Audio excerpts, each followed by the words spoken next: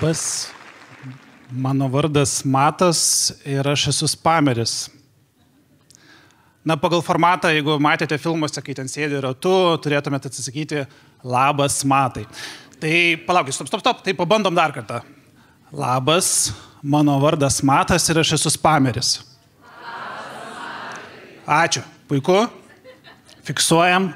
Ir jeigu tęsiant spamo temą, jeigu jūsų paklausiu, ar kažkas gaunate spamo į savo pašto dėžutes? O tai tie, kurie nekeliat, tipo, paštu nesinaudojat. Tai, o tuomet toliau tęsiu mintį, o kokios skonio spamą mėgstate, jeigu tai paklausiu? Gerai, gali būti ir tokie, kokie dar variantai?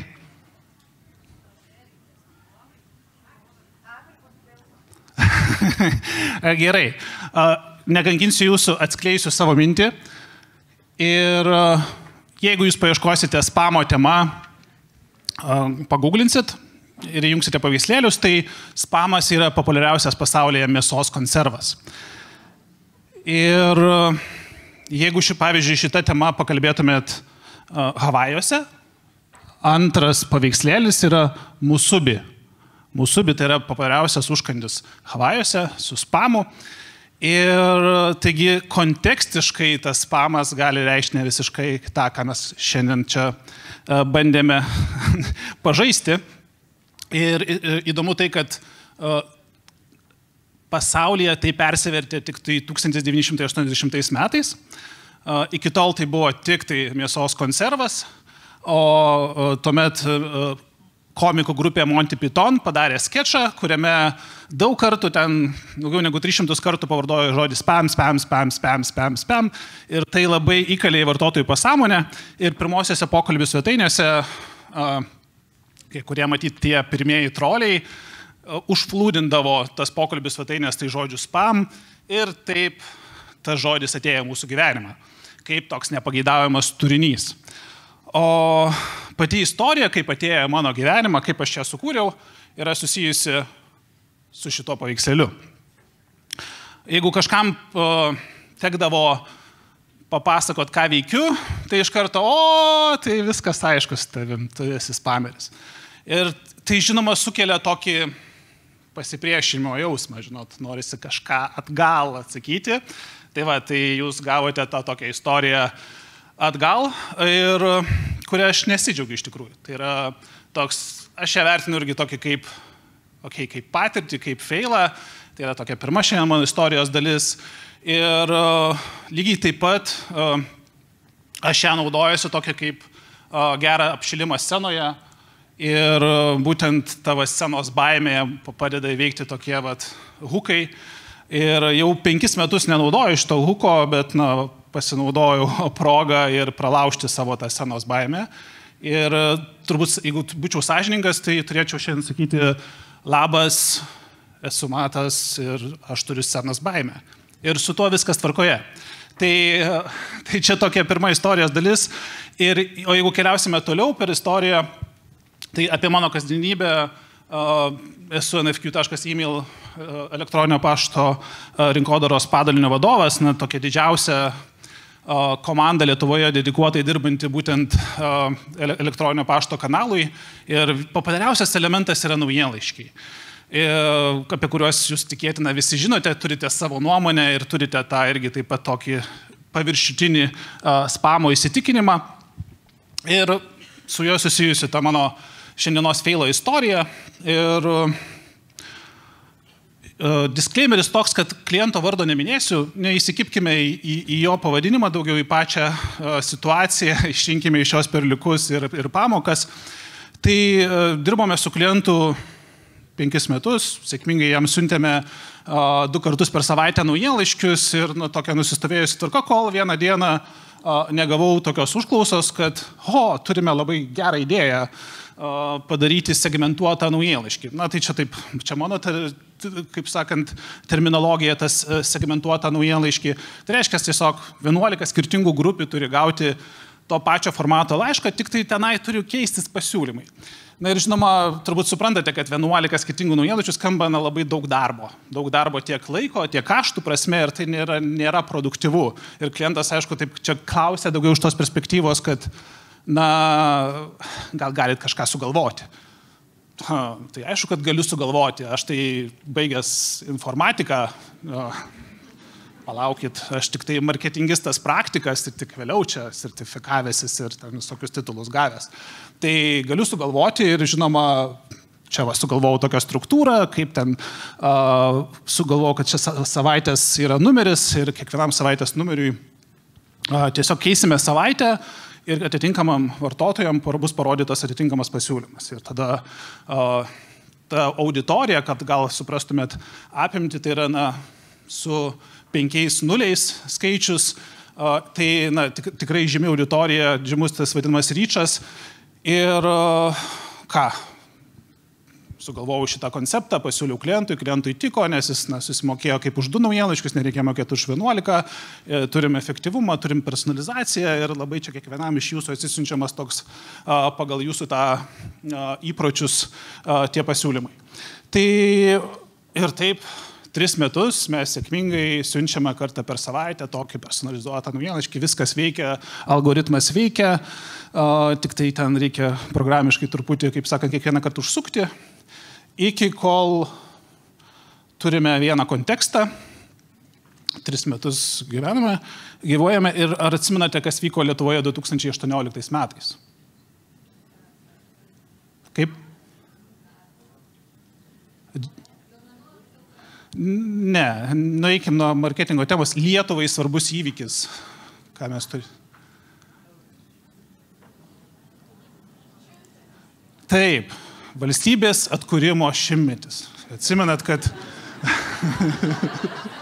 Atsimenu, turėjom visus metus, visur šitas ženklas mus persekiojo. Nežinau, ar jūs pastebėjote, ar čia toks marketingistas, šiaip matau šitą logotipą, bet turėjom švenčių ir turėjom nacionalinį pasididžiavimą, kad mes turim tokią prasmingą datą ir tikrai viskas su tuo yra gerai. Negerai yra tai toliau, kas šiek tiek su tuo susiję. Ir turime dieną X, kai vasario 15, prieš laisvą dieną, mes išsiuntėme tą naujienlaiškį. Ir skambina man klientė, matai, gavome porą čia atsakymų, kad kažkokia klaida yra, persiunčiu, pasižiūrėk. Pasižiūriu, tikrai yra klaida. Bet vėl, disclaimeris, mūsų įmonėje fail forward kultūra, klaidas visi darome, tai natūralu ir natūralu jų nekartoti. Tai čia vienas disclaimeris, kitas disclaimeris yra tai, kad mes apskritai elektroninio pašto rinkodarai turbūt esat ne kartą gavę tokį 2 laišką. Atsiunčiame vieną laišką ir sako, ups, tame laiške buvo klaida. Tai labai normali, kaip? Sekantis skaidrė, truputį konteksto. Tai va, tai aš jau kuriu planą, kaip visa tai bus ištaisyta ir klaida. Ar matote klaidą? Tai va, tai klaida buvo tas mano išmanus sugalvotas algoritmas, kuris buvo susietas su savaitės numeriu. Savaitė prieš tai buvo 6. Algoritmas įkeitė į 7 savaitę ir taip stebuklingai kažkaip saugiai sugalvojau, kad 7 skaičius, brūkšnelis tikrai čia bus unikalus. Ir neizoliavau šitos vietos, kad tekste nekeiskit. Atsimenat, buvo intro dalis tekstas ir ten yra pasiūlymai. Tai jie keitė pasiūlymus, tas algoritmas, bet ir taip pat prašukavo tekstą, pažiūrėjo, kad gal irgi reikia skaičiuką pakeisti. Tai reikia, aišku, ir pakeitė. Tai čia yra klaida, tai mes darome pasiruošimo darbus, klientų informuota, normali praktika, jeigu visi mes žinom, padarome klaidą, ją atsiprašome, ištaisome ir viskas su to gerai. Tai iki kol nenutinka dar vienas skambutis iš klientės, kur sako, matai, pasižiūrėk Facebooką. Aha. Ir prisiminkime tą datą, ne? Tie metai. Tai prasme, mes tikrai turim tokį nacionalinį pasididžiavimą ir kokia tai yra svarbi data ir kokią mes skaudžią dalį palėtėme. Su tokia, atrodo, elementaria gramatinė klaida. Tai kas nutinka? Nutinka pas vieną tų žymiausių influencerių ir auditoriją didelį turinti žmogų. Jisai pastebi, kad žmonės jau dalinasi istoriją ir mus viešai atskalbė. Atskalbė, aišku, klientą, bet pradeda nuo mūsų, kad mes čia susėdame, sugalvojame tokį elementą.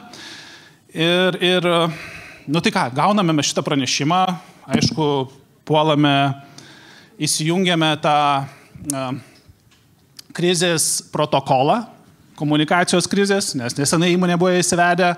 Tai visi žino, ką daryti, susėdami į vieną vietą komunikacijos žmogus, aš, vadovas, susidėliojame planą, ką atsakysime, pasidarėme su savo komunikacijos agentūra, o tuo metu verda tas shitstormas.